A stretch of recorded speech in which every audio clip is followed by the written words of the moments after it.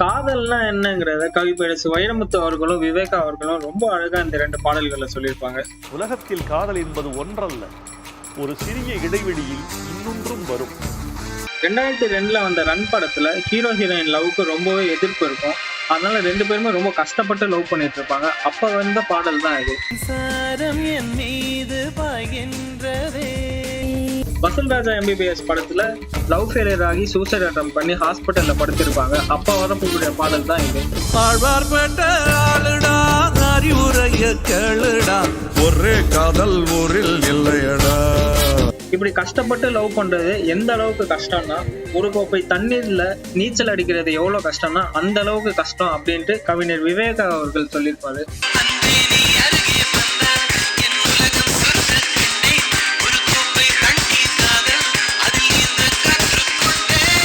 இதே கவிப்பேரசு வைரமுத்து அவர்கள் எப்படி சொல்லியிருப்பாருன்னா, காதலுங்கிறது ஒரு கடல் மாதிரி, அதை மறந்துட்டு நீ ஏன் டம்ளருக்குள்ள நீச்சல் அடிச்சிட்டு இருக்கன்ட்டு ரொம்ப மோட்டிவேட் பண்ணி சொல்லியிருப்பாரு. காதல் ஒரு கடல் மாறிடா, அதை மறந்துட்டு டம்ளருக்குள் நீச்சல் ஏனடா. ஒரு லவ் ஃபெயிலியர் ஆன பையனுக்கு இதை விட ஒரு மோட்டிவேஷனலான சாங் கிடையவே கிடையாது.